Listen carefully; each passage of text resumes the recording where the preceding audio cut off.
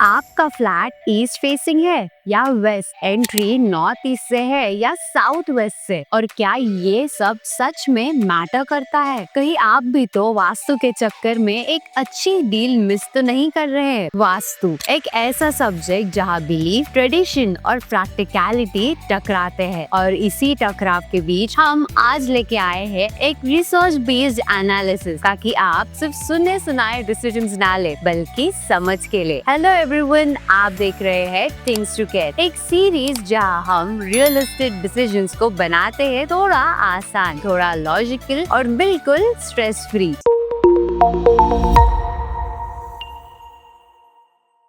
आज का टॉपिक है वास्तु कंप्लायंस, स्पेशली फ्लैट की एंट्री डायरेक्शन लेके। नॉर्थ ईस्ट एंट्री अच्छी मानी जाती है, साउथ वेस्ट थोड़ा इनऑस्पिशियस, बट रियल वर्ल्ड में इसका क्या असर पड़ता है आपके डिसीजन, प्राइस और फ्यूचर रीसेल पे। आज की वीडियो में हम डिस्कस करेंगे वास्तु में एंट्री डायरेक्शन का क्या सिग्निफिकेंस है, रियल एस्टेट मार्केट में इसका क्या फाइनेंशियल इम्पैक्ट होता है, क्या बिल्डर्स वास्तु कंप्लायंट फ्लैट्स के लिए एक्स्ट्रा चार्ज करते हैं, क्या रीसेल और रेंटल मार्केट में वास्तु का कोई इन्फ्लुएंस है, और अगर फ्लैट वास्तु कंप्लायंट नहीं हो तो क्या सॉल्यूशंस हो सकते हैं, और सबसे इम्पोर्टेंट आपको किस बेसिस पे डिसीजन लेना चाहिए, लॉजिक या belief, vastu and entry directions, basic understanding. चलिए सबसे पहले जान लेते हैं वास्तु के बेसिक प्रिंसिपल्स। वास्तु शास्त्र के हिसाब से हर डायरेक्शन का एक एनर्जी टाइप होता है। नॉर्थ ईस्ट या ईस्ट फेसिंग एंट्रेंस को पॉजिटिव एनर्जी इनफ्लो के लिए बेस्ट माना जाता है।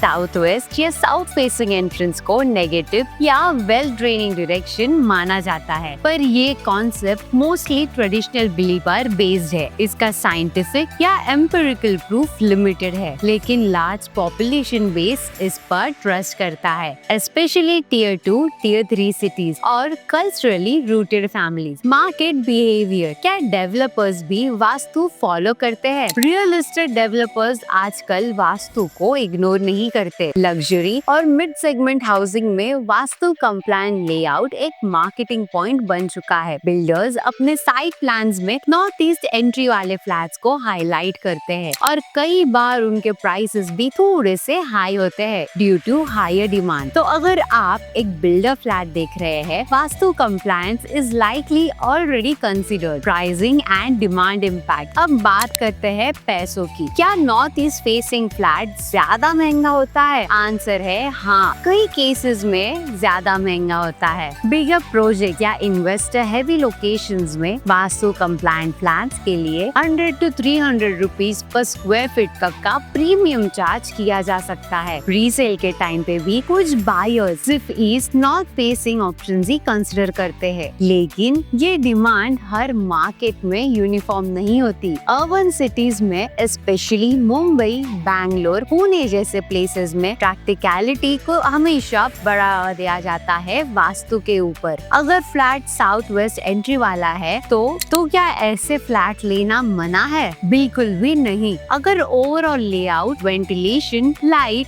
लीगल क्लियरेंसेस सब सही है तो आप वास्तु कंप्लायंस कॉम्प्रोमाइज कर सकते हैं, और अगर बिलीफ रॉन्ग है तो इंटीरियर्स में वास्तु रेमेडीज यूज किए जा सकते हैं, जैसे copper strips under the threshold, vastu pyramids, mirrors for directional balancing etcetera. एक वास्तु कंसल्टेंट इसमें हेल्प कर सकता है, लेकिन उनका सिलेक्शन भी केयरफुली करना चाहिए। Practical factors greater than blind belief. आज के रियल एस्टेट जर्नी में बायर्स को इमोशनल और लॉजिकल दोनों एस्पेक्ट्स बैलेंस करने पड़ते हैं। एक नॉर्थ ईस्ट एंट्री फ्लैट लेकिन पुअर लोकेशन, इलीगल स्ट्रक्चर या डिले इन पोजीशन, इसका क्या फायदा? ऑन द अदर हैंड, अगर साउथ वेस्ट एंट्री है बट सब कुछ परफेक्ट है, तो क्या आप उसे रिजेक्ट करेंगे सिर्फ डायरेक्शन की वजह से? Resale and rental angle. Rental market में वास्तु का इम्पैक्ट नेग्लिजिबल होता है। टेनेंट्स यूजुअली फोकस फोकस करते हैं rent, connectivity, condition of flat and society amenities पे। रीसेल के केस में वास्तु बिलीवर्स जरूर कंसर्न दिखाते हैं, लेकिन अगर आपका फ्लैट वेल मेंटेन्ड है, उसकी अप्रोच और डॉक्यूमेंटेशन सही है, तो रीसेल भी इम्पैक्ट नहीं होता सिग्निफिकेंटली। क्या